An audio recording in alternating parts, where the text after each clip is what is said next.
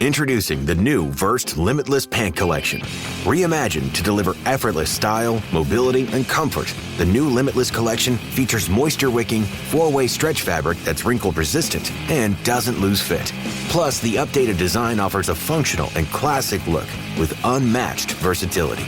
The new Versed Limitless Pant Collection. Pants made for movement. Available only at Dick's Sporting Goods. Shop now at dicks.com/limitless. This episode is brought to you by Nespresso. Satisfy your iced coffee craving without leaving home with custom blends. From double espressos to cold brew style. Meant to be iced, meant to be simple, and consistently delicious with a touch of a button. Visit Nespresso.com to learn more.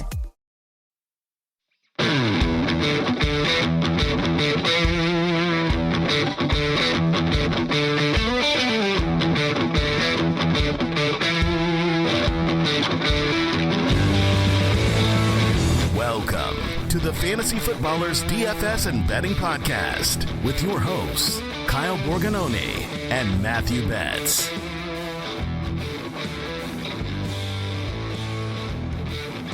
Welcome back, people. It's Friday, August 30th here on the Fantasy Footballers DFS and Betting Podcast. I'm your host, Kyle Borganoni, and I am joined, as always, by Matthew.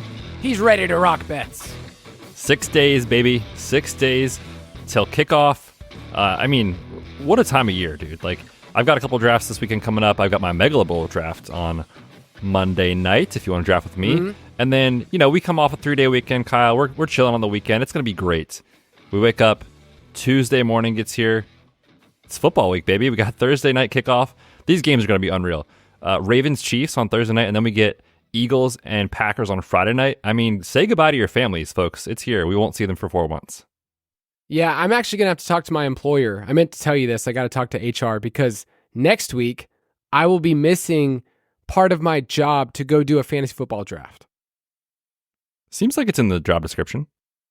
I know it is tough to think that I will be going. So I'll be going to Arizona next week to draft for the show, but I'll be missing part of my work time. So do I get to write this off is what I'm asking. I think so. Run it by HR, but I think so. There's somebody's listening. They're like, man, you guys are smelling your own farts. You love that you get to bring this up right now and say that you get to draft, but it is fun. It is funny when I tell people what I do for a living. I don't know if you do this, Betz. I always start by saying I work for a sports podcast. Then I work down to football. And then I go into fantasy football. I'm telling you, man, it's just, if you're like at a wedding or something, the go-to for me is always predictive analytics. You know, people don't ask questions. It sounds really smart. People don't ask. They're just like, oh, it sounds good, you know? It's enough that they don't want to feel uncomfortable asking what that is. You definitely don't want them asking what that is. And everyone just changes the subject and you move on. It's great. I need to work with that because my answers, it quickly goes into, all right, let me check out Spotify. It's like, I think you could find us if you search. You might be able to find it, what we're doing. But if you're a listener here, especially if you're an OG listener, I want to start off, the season's about to kick off, but some of you guys have gotten to hang around the DFS and Betting Podcast, or what it formerly was, the Fantasy Footballers DFS Podcast, for years and years. We just want to say thank you because it's a joy for Betz and I to tag team this together. We are much better doing this together than when I was soloing or if I'm out of commission. So just really appreciate everybody, all the love over the years and all the love in Discord. We are so back, as they say right now.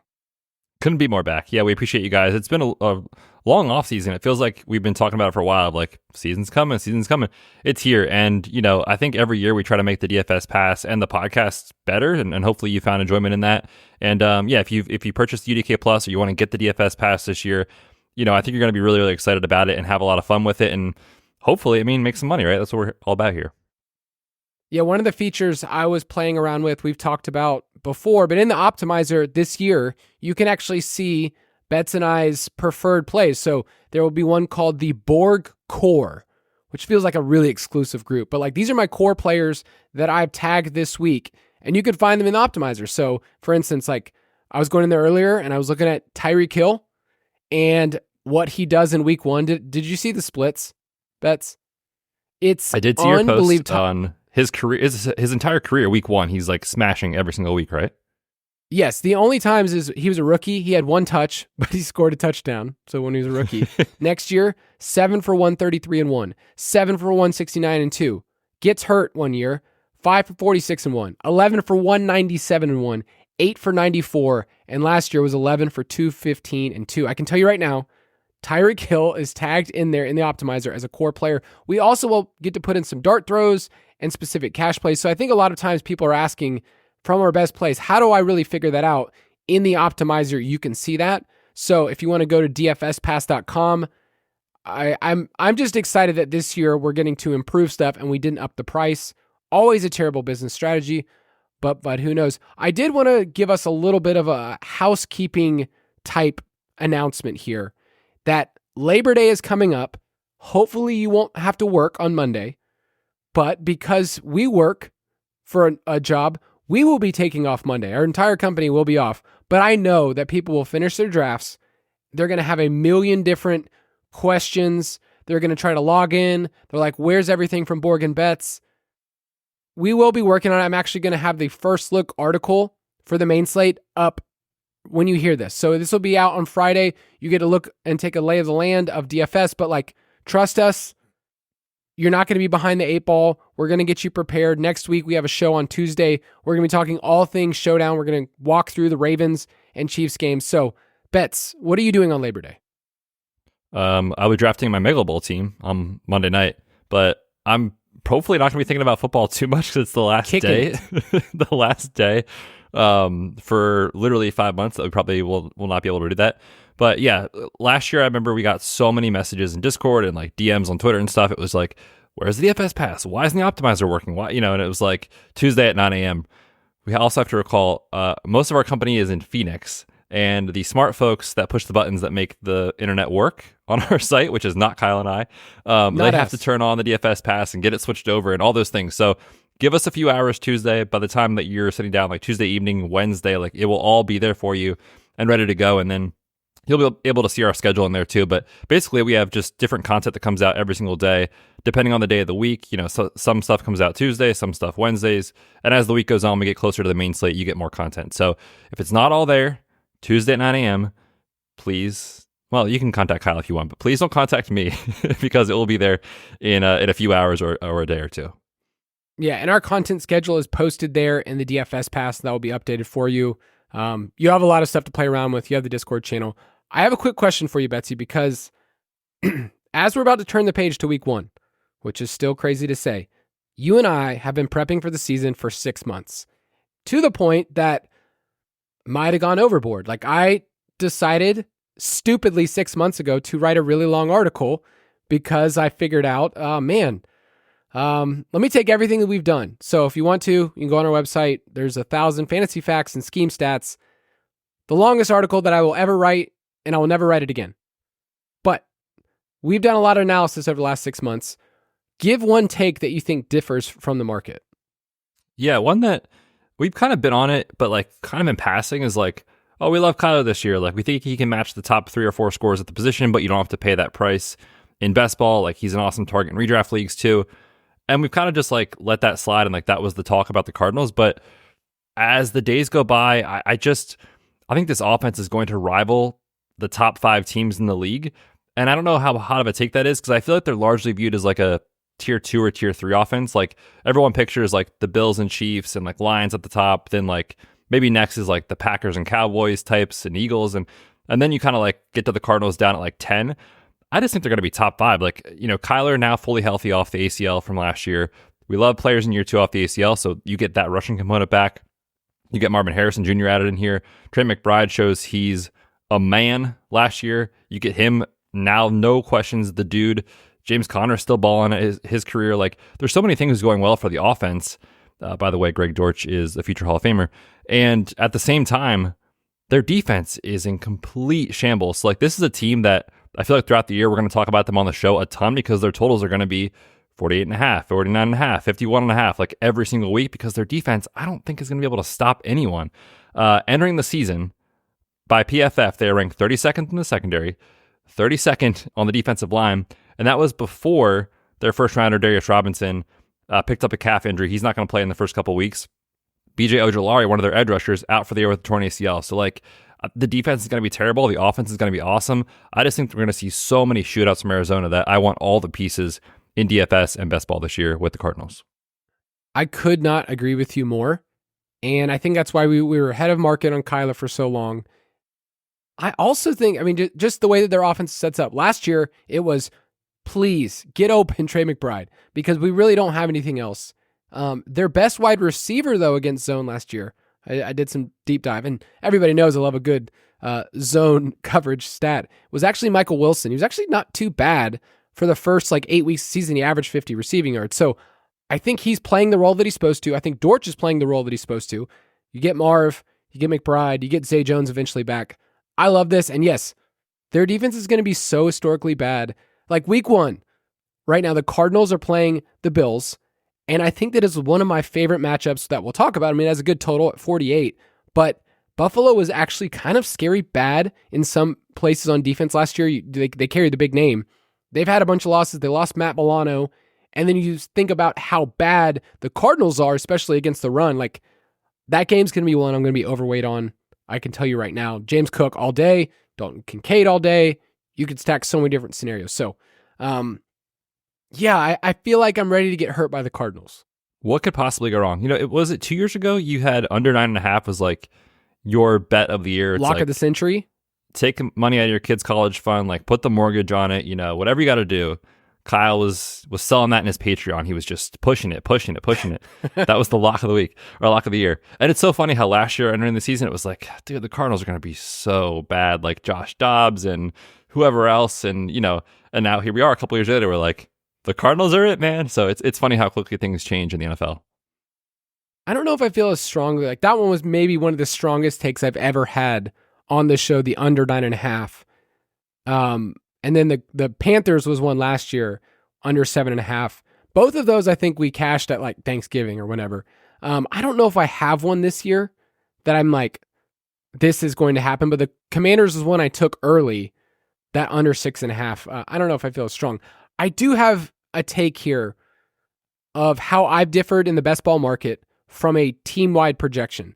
And I've kind of been nervous to bring this up for a while, but I've been pretty down on San Francisco and the Rams. The price tag that you have to pay on these two teams feels very, very fragile. And, I walk through these drafts and I go, okay, was I paying the Puka round 1 draft cost? I wasn't doing that a ton. Kupp was fine when Kupp was going in the 4th round, but now he's 20th overall, and that feels expensive. Kyron was a player I was off for a long time, and now I think he's appropriately priced. But I just feel like this team is super fragile in a couple different places. And then San Francisco is the one I want to hone in on, because it doesn't feel good to look at a Kyle Shanahan team that has Christian McCaffrey and Debo and all the boys and go, I could see things going not so well. I mean, that's how you get burned. But we did like their under at 11.5. And I think the scariest thing about this team is if Trent Williams really is going to say like, dude, I'm not playing until you guys pay me again. That is really scary. Last year, they had a streak where they lost 3 in a row. Remember when they lost to like PJ Walker in the Browns? It was a gross game. Yeah, they had a 3-game losing streak. And Debo was out for some of that too. But I just worry that this team is a bit more fragile than we are baking in. We're just going to go, oh, they're the 49ers. Everything's going to go as planned. They're going to roll through everybody. I'm just a little worried about this team. Is that just emotional, or do you feel like there's some like facts that we can back this up with? No, I think I largely agree with you, and that's kind of why we were all on the under 11.5 win total back in April or whenever that was. All the months run together. And I just checked before we started recording. That is actually out to like minus 145, minus 150 in some spots. So I don't really like love. Yeah, to the under. I don't really love that anymore. I think we had it at like minus 120, which was pretty good. But it's just like, you look at this team and like it just feels and screams like Super Bowl hangover, doesn't it? Where they ran so pure last year and they were awesome and they've been great and they still have great players and all those things. But like Christian McCaffrey's not practicing because of a calf issue. And I think he plays week 1 and all those things. I'm not like sounding the alarm, but it's like you got that. You got the Ayuk issue. George Kittle is recovering from a groin surgery in the offseason. Ricky Pearsall's practiced like twice since he's been drafted because of hamstring and shoulder issues, and we don't even know if he's really good enough to be the insurance piece for Ayuk. Juwan Jennings, by the way, also has not been practicing for a couple of weeks. Like, offensively, plus Trent Williams, they have just so many ways where it kind of goes south. And, you know, Brock Purdy's always been just a touchdown efficiency guy. We played him in cash like every week last year. But if the touchdown efficiency just for some reason 1 year comes down by, 1%, if he's not a 6.5% guy, if he's a 5% guy, which is still good, but not elite, like, the pieces that where they're going in drafts will not hit for you. So I am worried about how expensive these guys are with how much fragility is in the offense. And then on the defensive side of the ball, Hufanga, one of their better safeties, he's still recovering from an ACL, questionable for week 1, so he's going to take a while to ramp up. So again, you've just got so many moving parts here. And oh, by the way, the NFL's worst rest differential in the last 20 years. So like, they need to thread the needle to make this work, and I feel like it's going to go south somewhat quickly.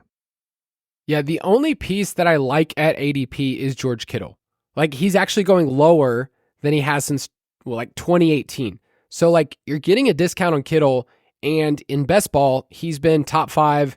If you just look at points per game, if you want to look at best ball points added, he's a better in best ball type of tight end. So I like Kittle.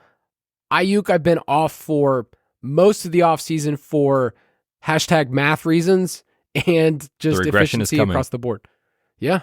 Math wins out sometimes, people. Also, football does too. You can like both. That's what I want to tell people is they don't have to go against each other. So yeah, it's not a fun take to give. I mean, we did just basically only talk about the NFC West, by the way. Interesting. Thoughts on the Seahawks? I kind of like the Seahawks. Okay, nice. I'm a sucker for JSN. Such a sucker. I'm going to get ruined, aren't I? Yeah, we talked about JSN a lot on the Dynasty Show this week, so you can check that out if you want some more takes on that. I know Jason is definitely in. Yeah. No, I think JSN's set up, and he's way cheaper than he should be in best ball. Anyway, let's take a quick break, and we'll be right back.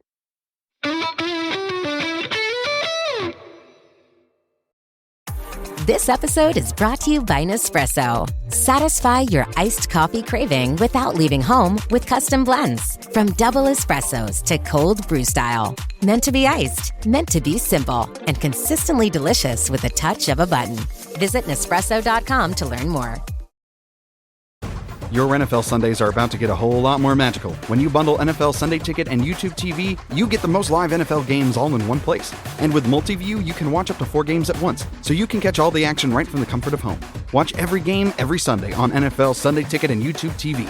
Sign up now at youtube.com/Sunday Ticket. Device and content restrictions apply. Local and national games on YouTube TV. NFL Sunday Ticket for out-of-market games excludes digital-only games. So next week on the podcast, we move to 2 episodes a week, which is really when we get into the best of the best. We're usually on a Tuesday episode, you and I, we talk through getting you ready for the slate, and then Friday is hammering it home, best plays, how to stack. Next week, we're going to devote an entire episode on Showdown because it's the first game. So all we're going to talk is Ravens and Chiefs. I'm excited to do that. And then the Friday episode will basically be everything about the main slate for week 1. But I think before we got into those specific player takes, this episode I feel like is kind of bridging the gap for a lot of people. We've talked about strategy and theory and roster percentages and how do you build and best plays and all those things. I feel like this piece right here of contest selection is kind of like you're on your own. I don't know. I feel like a lot of times people just don't know what to do. So I think this conversation will be really, really good. You down with GPP? So one of the things that you and I have preached, talked about, wrote about is developing a process for DFS. And if you want to go on our site, you can literally just search in the articles, DFS process. We've written some articles over the years that can kind of help you, guide you if you're somebody that's new or you're trying to tweak your process. So one of the things that we won't go over on this episode is I actually have a schedule that you could follow, when the prices come out on a Monday, all the way until lock on a Sunday of here's some things you can add into your schedule, part of your routine that can be helpful throughout the week. If you're one of those people that can only give 5 hours a week, you're like, hey, I can't give the same time like you sickos looking at all the other stuff. Well, we did all the work for you, and hopefully we can partner together. So before we get into specifically contest selection, which is what this episode is about, what part of the process for you, Betz, during the week do you find most helpful, or over the years you've just learned like, hey, I've developed this and it's helped me not make a lot of mistakes? Yeah, I think it's so easy later in the week, like as we get to like Friday, you get final practice reports. There's so many injury nuggets to kind of sift through, and then Saturday gets here and you sometimes like think about the slate, or like something pops up that you're like, oh, I hadn't considered that, and then you kind of like change the way you build as you get to Sunday. I've found my most successful weeks, and kind of how I've had success over the years, is like on a Tuesday, Wednesday, just trying to feel like, what is the slate like? How many games is it? How many are in the late window? What's the pricing like? Are there so obvious values that like you're going to play them no matter what? Like, remember there was like the Zach Moss week where he was like 4K and Jonathan Taylor randomly was out. It's like, okay, you're playing a ton of Zach Moss this week. Like, you can kind of move on. But just not player takes, not any of that stuff. Just trying to identify like where are the best game environments, and trying to diagnose the slate, I think, is one thing that people get away from too much. They just always want to dive into like this player's price and if they're a good or a bad player or whatever. But sometimes just trying to take a step back and looking at the game environments, like I said, how many are in the early and late window, and just try to diagnose the DFS slate, to me is kind of where I've had success. And how I've done that is talking to you on Tuesdays, but then also in the DFS Pass, like the Vegas Report article that I write really helps me a ton, and your first look helps as well. So yeah, I think Tuesday, Wednesday is kind of my favorite days of the week to do that. Yeah, and it feels like you don't have to do too much on a Tuesday, Wednesday, but it gives you the context of the slate. So I'm looking right now at the main slate for week 1, and in the early window, you can see that there are 3 games that are above the rest. Jacksonville, Miami's at 49.5, Houston and Indianapolis at 49, and then Arizona and Buffalo, we talked about earlier, is at 48. And then you look at the afternoon window, and none of the games are at 43 right now. So those are one of the things that you can get the slate context and go, already before you go into any player takes, you go, okay, seems like this slate's going to be a little heavy towards the AM. Let's figure out if there's any pivots or any players or games that I think could be sneaky in the afternoon window. For instance, Washington and Tampa Bay is like, well, we know Washington is a terrible defense. They were last year. And we know Tampa Bay likes to throw the ball. That's an interesting matchup just to circle. Now, I don't know any of the prices. I'm not telling you any of the prices. You're just kind of looking at the slate and kind of adjusting. And then one of the things that you and I talk about is if you feel uncomfortable about the slate in general, it's okay to play a lower volume. Like I will then move forward and go, okay, you know what? My first initial gut reaction is I don't want to like go overboard on this slate. And I found that early in the week, I need to trust my gut on that, as opposed to, man, I wish I would have played more. Everybody always wishes they could play more, but no one really acts on, I wish I would have played less. True. That is such a good point. It's so easy as the days and hours go by to be like, yeah, I'll throw a little bit more in this contest. Or Sunday morning, you're like, why not one more? And then before you know it, you're like, I shouldn't have played that, or I didn't really want to play that, or my head wasn't wrapped around that contest the right way. So yeah, I think trying to map out your bankroll for the week and matching it to the DFS slate it's really hard to do, and it's kind of hard to put into words like how to do it. But sometimes, like you said, there's just a feel for the slate, or you just know that there's an edge that you want to attack, or whatever it is. But trying to do that, I think, will make you a better DFS player. All right, so we're going to go through some examples of how we might build a budget of the week, and then talk about specific contests that we play. We're going to post this article on the website. You're like, hey, I didn't catch any of that. We'll talk through some of that. But I think it's very important, once again, to ask the question. I think every year we've brought up on this podcast, and I wrote it down for myself in my little journal. It says, what are my goals for DFS this year? And it's okay that every single person is different. If you're not a professional, that's okay. If you're one of those people, it's like, hey, I'm just here to party with the boys. I'm just here for the podcast, for the vibes, and I want to shoot some, arrows in the sky at the Millie Maker. Like, sure, if you know ahead of time, that's what you want to do. But if you go into DFS saying, oh, I want to win $1 million, but all you're doing is just throwing things in the Millie Maker, you're probably not going to hit your goal at all. I would also like to win $1 million. So where do I sign up for that? Yes, all of us would. Yeah, it's so like elementary to think about, but it's like, yeah, you should have an idea of what your season's going to look like. And it's kind of hard to say that out loud and be realistic with yourself. But if you are just here to like have an awesome time, sweat a couple lineups on Sunday, and if you lose every single week, it doesn't matter to you, Yeah, throw some darts in the millie and like have fun and hope for the best, right? But like if you are actually trying to grind an edge, even if it's a smaller edge, playing small field contests and cash games are probably more up your alley. So it's just a matter of what you want to do, how you want to allocate your bankroll, and whether you decide to become heavily invested in GPPs versus cash just depends on your risk tolerance and your bankroll. That's really what it comes down to. Yeah, and we love celebrating people that have the DFS pass that win. It's like, hey, we aren't responsible for some of it. We probably gave you some crappy advice sometimes, but at least you get to play with people that get to celebrate your victories, and also you get to learn the game the right way. It's also not an either or. That's one of my biggest things whenever I answer questions.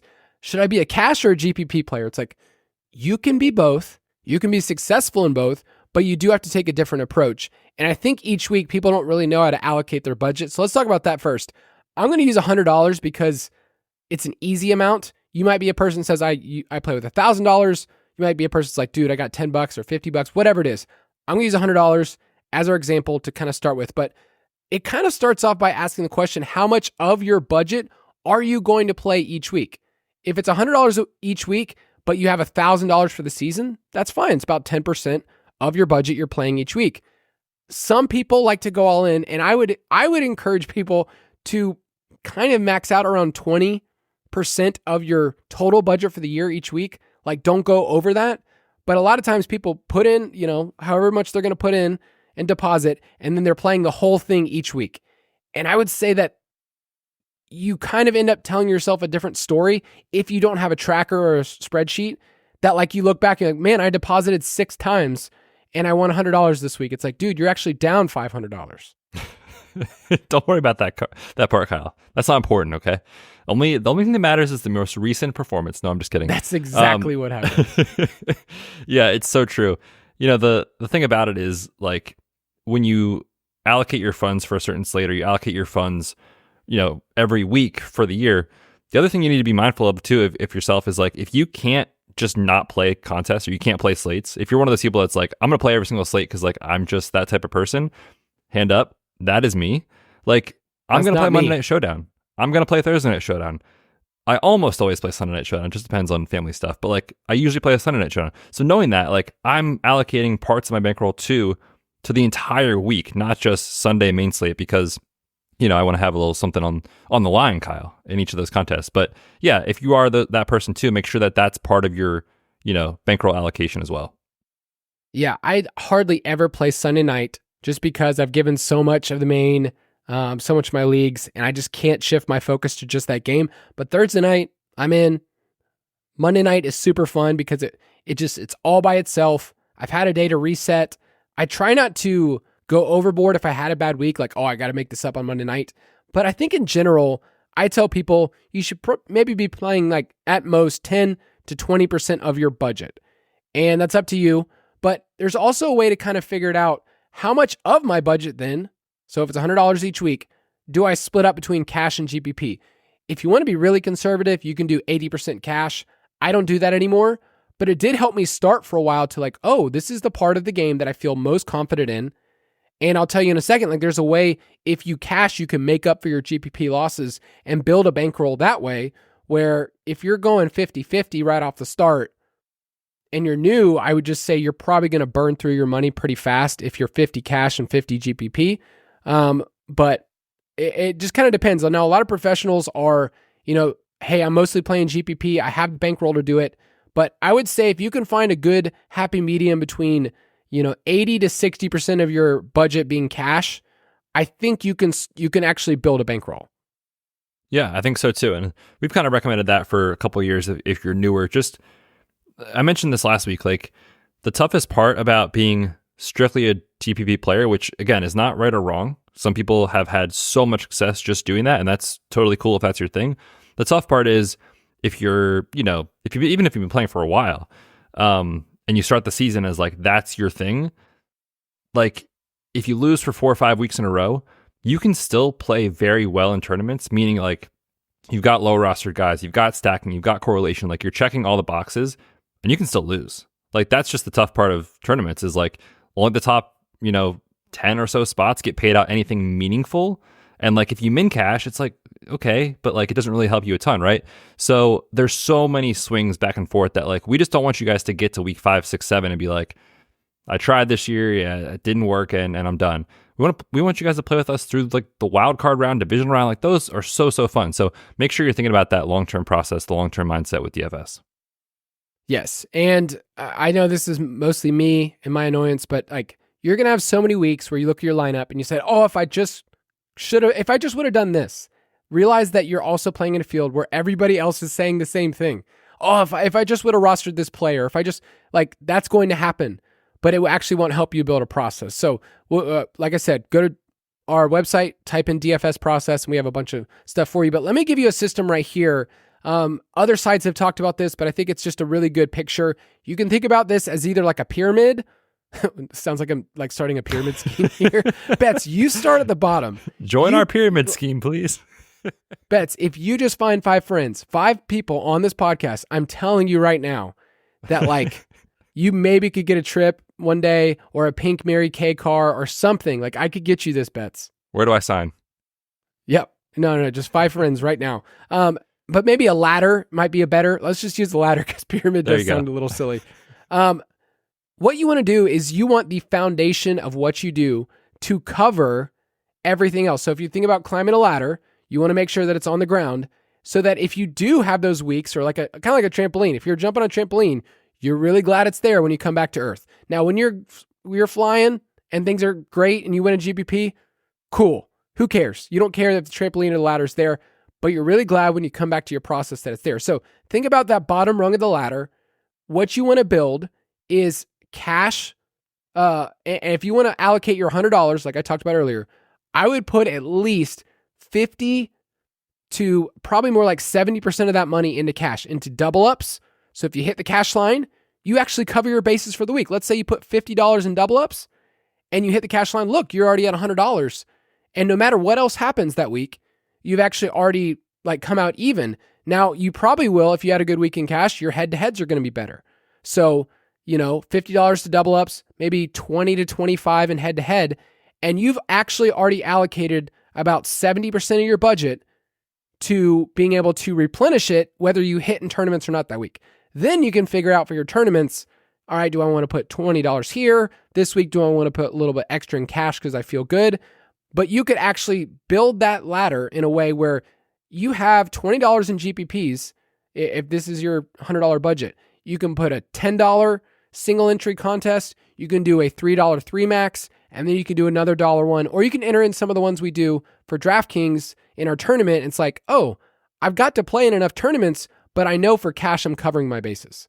So does that make sense, Betz? The ladder, not the pyramid. Yes, definitely. But also sign here for your trip to Panama.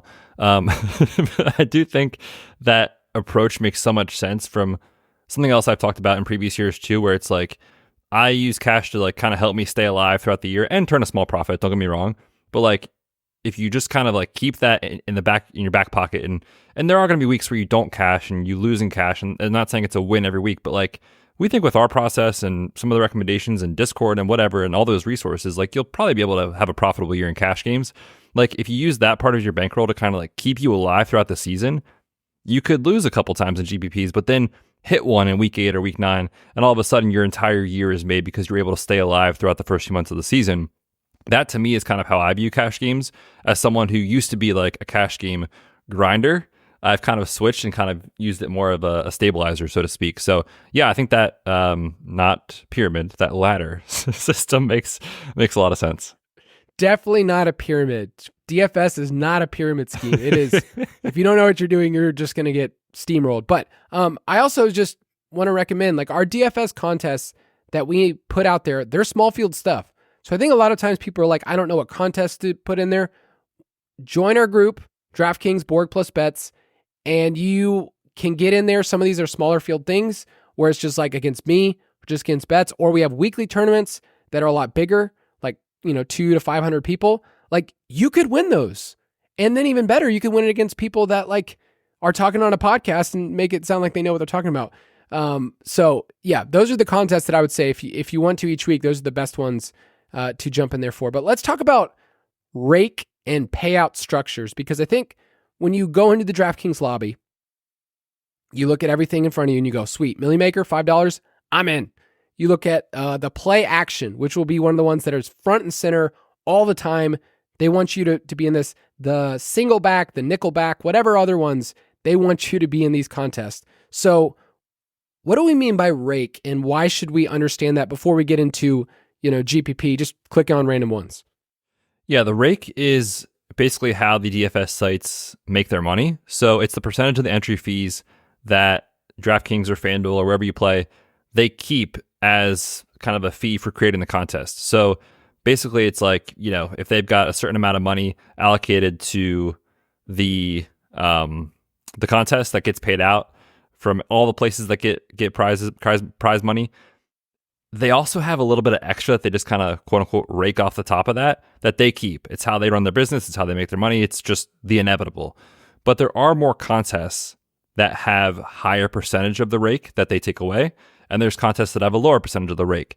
Obviously, as DFS players, we want as much of the prize money in a contest as we can get because, well, we're here to try to make some money, right? So the tricky thing with that is, for a lot of people, is that the rake tends to be so much higher in the lower dollar contests that it's kind of a catch-22 where it's like, I really want to enter this contest. I don't have the bankroll, but at the same time, like I know it's not as a plus EV move because DraftKings or FanDuel are going to take more off the top of it. So we'll go through a couple examples today, but basically understanding the rake concept is, no one talks about it. Like people just blindly enter their app and click buttons and whatever, and they go in these contests. But oftentimes you're entering a contest where you're putting in money, but there's not as much of it to come back to you because the sites are taking it off the top. And that's basically what the rake is.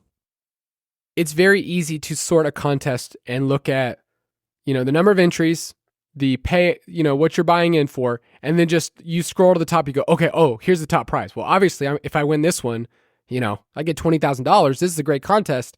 I just need to win. When you're not really realizing that everybody else is doing the same thing. So rake, it's actually easier than you think to figure it out and just doing the math and all that stuff. So let's talk about the play action. It's on DraftKings. It's called the 500K play action.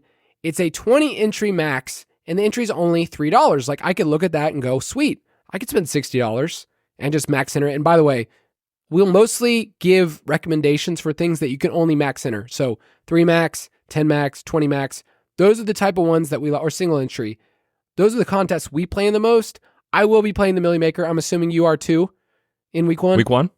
Oh, yeah, brother. Yeah, of course. I know I'm not going to win it, but why not? If you win, you can split it with me, okay? Is that part of the pyramid scheme? I didn't say that I would split if I won with you, but if you win, we'll discuss off air. We'll discuss. We Betz and I also joke, and we've had so many people ask us like, "Oh, you guys joke that if you win the Millie Maker, you're going to retire." We're going to be right back here. Okay, we're not going anywhere, but it is funny to joke about that with like Andy, who actually did win the Millie Maker, split it. He didn't quit his job, which is good. That's the only reason we have jobs, because he didn't quit his job. Thanks, Andy. Yeah. So talk to me about the play action.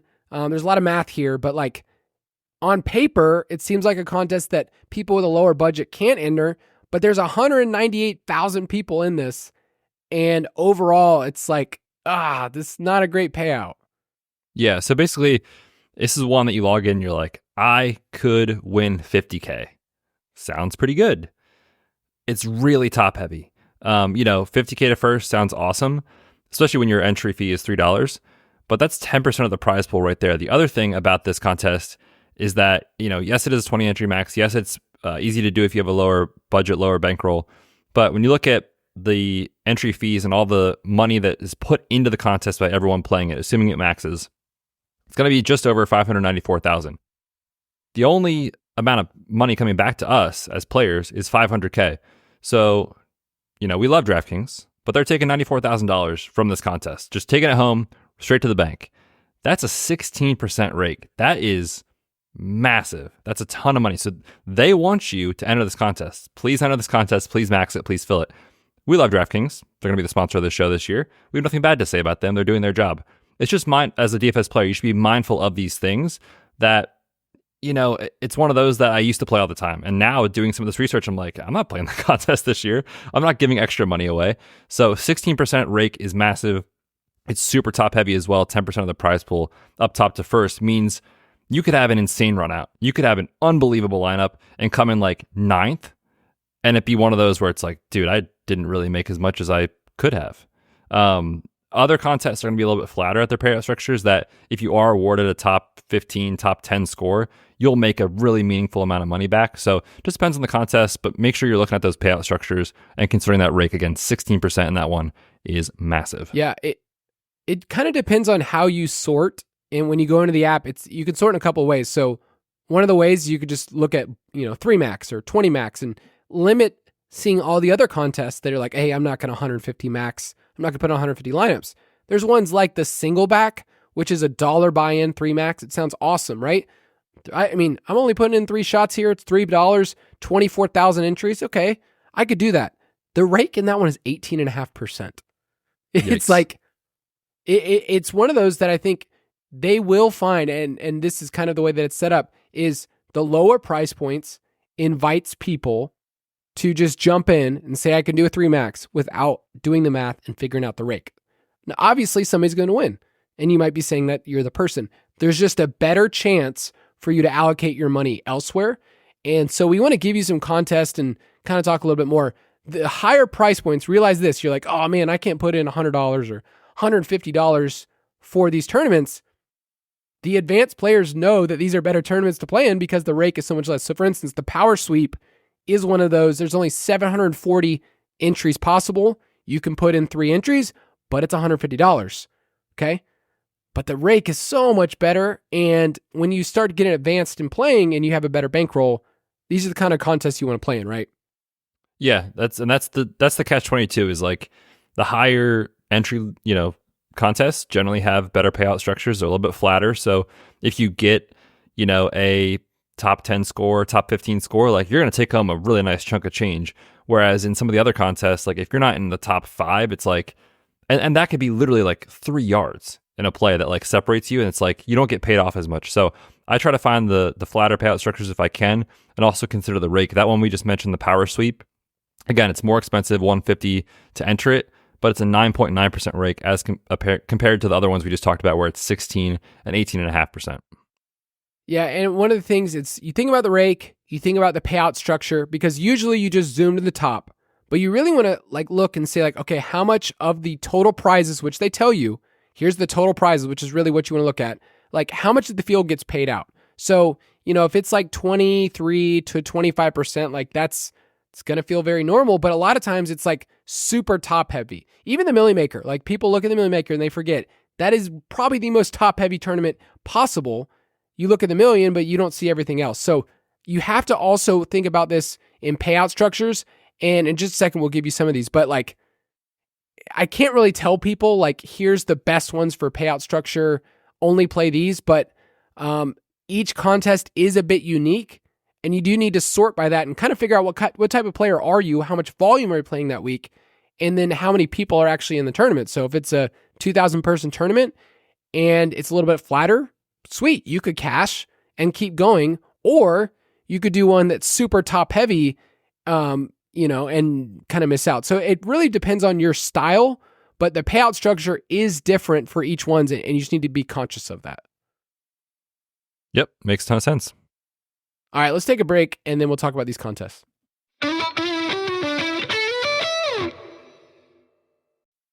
Ryan Reynolds here for, I guess, my 100th Mint commercial. No, don't. I mean, honestly, when I started this, I thought I only have to do like 4 of these. I mean, it's unlimited premium wireless for $15 a month. How are there still people paying 2 or 3 times that much? I'm sorry, I shouldn't be victim blaming here. Give it a try at mintmobile.com/save. Whenever you're ready. $45 upfront payment equivalent to $15 per month. New customers on first 3-month plan only. Taxes and fees extra. Speed slower above 40 gigabytes. See details. This episode is brought to you by Progressive Insurance. Do you ever find yourself playing the budgeting game? Well, with the Name Your Price tool from Progressive, you can find options that fit your budget and potentially lower your bills. Try it at Progressive.com. Progressive Casualty Insurance Company and Affiliates. Price and coverage match limited by state law. Not available in all states.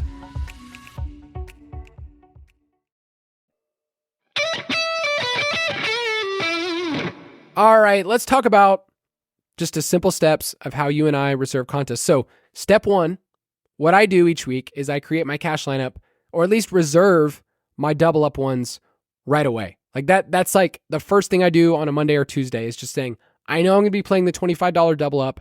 I know I'm going to be writing an article about this. So I'm going to reserve my single entry large field double ups for cash. And then eventually I'll create my head to heads. Is that like contest wise? That's what you do first? Yeah, same as you. We talked about this last week. So if you want more like cash game strategy as far as like contest selection and how to do it and that kind of thing, last week's episode will have you covered. So we're not going to get into a ton of detail today. But yeah, we look for those the largest field you can find double ups, $5, $10, $25, sometimes $50. But basically, single entry, those I reserve Monday or Tuesday. And then I try to create head-to-heads depending on how much I want to play that week, which this comes back to like the Tuesday, Wednesday part of the week for me, is like if I know it's going to be an awesome cash week and I really want to go after it, like I'll post head-to-heads starting like Wednesday, Thursday to try to get as much, action as I can. Other times, if I don't feel great about it, I'll wait till like Friday, Saturday. It just kind of depends on the week, but I'm with you. I almost always reserve those single entry double ups Monday or Tuesday. All right, so after we kind of create our cash lineup, or at least reserve those, I decide my weekly budget from there. So notice that I didn't jump in and say, I'm going to just have a bunch of contests and I'll figure it out later. I decide my weekly budget and I say, for the example we've been using, say it's $100. I'm going to allocate this week 60% of my budget to cash. Okay, now that I have 40%, or in this case, $40 left over, how do I want to break that up? And so there's different large field contests we like and small field ones. I will have these posted on our website if you're one of those people that needs to see it. But the large field contest, you and I are pretty much always going to be talking about things that are like 3 max or single entry. That's what we're going to recommend to people. There's obviously lots of other ones, but like, for instance, there's one called the Engage 8 that I think I play every single week. And there's different there's different sizes for Engage 8, but Engage 8 literally means it's an $8 entry, and some of them are 3 entry max. I have $24 that I'm putting in for GPPs, and I find that the payout structure is sometimes not the best, but I feel like for $24 entry, I feel like if I get a top 10 finish, then I think I've just set up really, really well compared to some of the other tournaments. And I just find that it's definitely one of the middle price points that I feel most comfortable in. So the Engage 8 is probably one of my favorite over the last, 5 or 6 years. Yeah, you mentioned that payout structure. It's 10K to first, which is pretty sweet. But also, if you do have an incredible lineup, but you miss out by like 2 catches and 5 yards, it's like, I want to be paid off when I should have a lineup that deserves that. If you're in the top 10 in that contest, you're still taking home at least $1,000. So for $24 entry, like that's pretty awesome. The rake isn't incredible on it. Again, it's an $8 contest, so understand that the lower entry fees will have higher rake, but still the payout structure we like a lot. And I'm with you. I've played that not almost every single week, but I would say most often throughout the year. Yeah, some of the other ones that I just find, I love 3 max. I don't know why, because I think strategy wise, it fits with my brain to say in this tournament, I'm going to build around one stack. That's all I'm going to do. I'm going to pick one quarterback, have 3 different combinations of how I'm going to do it, have the same core, and kind of build around it. And then I can look at that tournament and go, okay, that stack hit. I like that stack. And then I can go elsewhere. So if you're not playing 150 max, 3 feels so good for me to have 3 combinations. A 20 max is totally fine. Like for instance, the 250K first down is only $1 entry. So you get 20 lineups for $20 and 24% of the field gets paid out. It is a very big contest, almost 300,000 people, but it is low stakes. If you're one of those people, it's like, I want to try out a 20 max. And I don't usually get to do that. This is a way to kind of play around with, but that's the multi-entry one that I find it's big enough for people who want to get that feel for, a Millie Maker style stuff. But the price points, at least, if you screw it over and you're terrible, you can recover. So that's one that I like for 20 max. The other advantage of something like that too is if like you've been wanting to do run lineups with an optimizer and like learn the process of that. Again, it's the optimizers, like they're awesome for DFS. But sometimes people think it's just like, oh, I just click a couple buttons and like it will print out the winning lineups for me. You need to be able to like massage the optimizer, figure out your stacks, what games you want. Like there's so many things you need to do to make it give you the lineups you want. So if you've been wanting to try that, but don't have a huge bankroll for a 150 set or the milli or whatever, like that's another good one that you can practice that too. All right, a couple more. Let's give some here for the large field. Fair Catch is one that I find that there's a couple different price points, but one of them's $12 to enter. And it's kind of one of those tournaments where you could win. There's only, roughly 2,500 entrants. The Rake is not great. It's at 18%, but 5,000 is the top. So the Fair Catch is one that single entry, $12 is a little bit above what some people like to pay. A lot of people like to play in these $5 or $3, whatever tournaments that are a lot smaller. A single entry above $10 is starting to get to a place where I think super casual people don't really understand, but it's still not enough that like, hey, you're going to have people throwing $12. So I like that one a lot. The blind side is a step up from there. It's $27 for a single entry, and the Rake's only 16%. So there's some price points for single entry that you don't have to put in $50. Although we said earlier, once you start to put in $50, $100, $150 in a single entry, the payout structure is going to be better. The Rake's going to be less, and that's just how it works. But we will have all of these posted for you. I want you, Betz, because you are much better than this than myself, to tell me about how you differ from large field strategy to small field, and then tell me some of the tournaments, because I feel like with small field, you do such a good job of saying, I don't have to get so far off the board here to come up with a crazy lineup, and I feel like you've just done well. Yeah, I've pretty much only been playing small field for the last 2 years on top of cash games. And for me, part of the reason for that is I want to realize, if I think I have an edge, I want to try to realize it faster. I'm not the type of person that does very well with I played for 12 weeks in a row and I know I created good lineups. I just lost them all. I cannot do that personally. So for me in small field, I know I'm not going to be taking home an amount of money that's going to be life changing on a given Sunday. But if I stack up a couple of nice weeks throughout the year, I'll have a really nice bankroll by the end of the season and also supplement the cash game. So that's why I play small field. And some of the contests that I try to look at are the $27 one you just mentioned. There's a $50 single entry. There's a $75 single entry that you can find me in most weeks. Those range from 300 entrants to about 500 is kind of where I live. A very, very different style of contest where I can still play some of the best plays. I can play the top cash plays. I can play some of my favorite stacks without having to worry about getting so far off the board. Understanding if I just pull one or two levers here or there, I'll be different enough to create an opportunity for myself to get to the top of the leaderboard. That's a type of contest where I'm not looking to play 5 guys under 10%. I'm not looking to play 3 under 5%. I might get 1 under 5% or 1 under 10%, but I'm not trying to get so far off the board because again, there's less people. It's just very different. And, the strategy for that should look way different. Your lineup should look so much more different in that than it would for the Millie Maker. Yeah, I'm looking at week 1, looking at some of the games. It's it doesn't mean that you have to look at the board and go, okay, well, nobody's playing the afternoon slate. For a small field, I'm just going to play Justin Herbert stack. Even though the game's at 42, they're going to run the ball. By the way, he's really cheap. Feels kind of sad to see Justin Herbert at. What is he? Do you know? I have it right in front of me. 5,800. I mean, Jaden Daniels 5,700. Wow.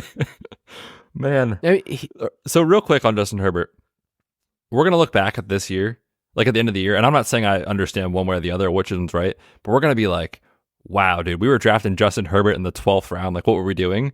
Or we're going to be we're drafting Justin Herbert in the 12th round. What were we doing? I don't know which way it's going to go, but that price in week 1 reflects a lot of what the best ball market feels is they're never going to throw. They're never going to throw, right? And when they do, is it DJ Chark? I mean, come on. So that's wild to see him that cheap.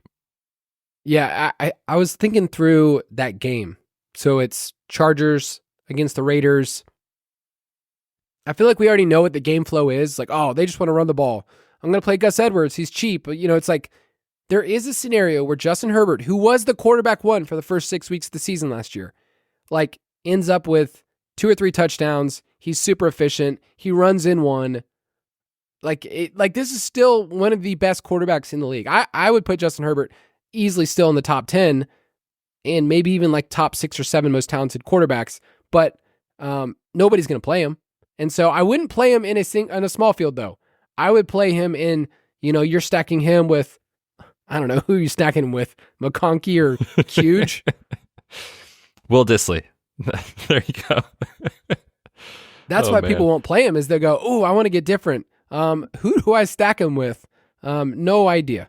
But with small field, you're really just getting a couple different tweaks. Like instead of just going all the way overboard with a Chargers stack, you can literally say, I'm going to stay with the stack I want. Let's say it's Richardson and Pittman and a Houston bringback. That's going to be, I would say, a popular combination. And then find another combination somewhere else that you can say, hey, instead of this wide receiver, maybe it's the running back. Like instead of playing Tyreek in this game, I'm ignoring Tyreek at this price point. So which contest do you play personally for small field? Yeah, I'm looking at week 1 right now over on DraftKings. They've got the 25K end zone single entry. It's $5K to first. It's $75 entry. It's 378 people. Super small. I also usually play, there's a blind side that's not out yet. They usually have it out like Sunday morning or Saturday, but that usually comes in around 300 people. That's $27 to enter. So those are two of the ones that I like a lot, and I play those almost every week. Yeah, there's ones that are a little bit higher price points. The goal line or the spy are the ones that I think when you get to an elevated price point, you're able to put $50 or $75 or $100. The rake, like for instance, on one of the spies, it's 11%. It's like, oh, this is great. 21% of the field gets paid. There's $5,000 to first place. I get that I am paying a little bit more, but the field is just over 500 people. It's like, oh, I could get there at least once or twice during the season and justify that. But I would say if you're one of those people starting at the very beginning, there's just better options for you to say like, let me see some of the other smaller ones. Like the Fair Catch, I said earlier, has about 5,000 people. Red Zone, you mentioned, like there's just ones that you can get under 5,000. Is that kind of like the line for you for small field, about 5,000 or less? I think even less for me. Like I play like 2,000 or less. So anything beyond that, it's just, I feel like it's just not my strength. But I mean, there are times where like you send me stuff and you're like, I like this contest or I like this, this lineup or whatever. I'm like, you know what? Sometimes I do got to kick my shoes off, Kyle, let my hair down, get a little wild on a Sunday. Yeah. But I would say generally like that's where I live. Yeah, I'm going to try. I feel like we're good at balancing each other out. I'm going to let you get wild and crazy. You're going to rein me in a little bit. You know me, just so spontaneous, not calculated at all, just all over the place. No, it's not scheduled. No way. No, you were just a loose cannon on a Sunday. I'll tell you what. No, Emma and I are like the couple that's like, okay, now who's going to pick up in 2 weeks on this time, this afternoon? Like, it's like, we're super scheduled out about stuff. And, we will have everything scheduled out for the DFS Pass. Like I mentioned, next week, we will have everything rolling. I will actually be in Arizona getting to be a part of some footballers drafts. And Thursday night, I'll be watching with the boys in studio. So it should be good. But Betz, any last thoughts you want to give the people? Football is here, ladies and gentlemen. Like I said at the top of the show, say goodbye to your loved ones, your family, your kids. We're not going to see them for 4 months. So this is your last weekend to do anything with your family. But we're back Tuesday, again, previewing the Thursday night game, which will be awesome. And then we'll be back next Friday, again, 2 shows a week to preview the Week 1 main slate. DFS is here. Let's go.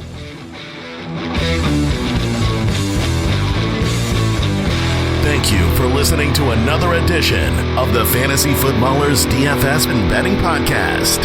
Don't forget to visit us on the web at thefantasyfootballers.com.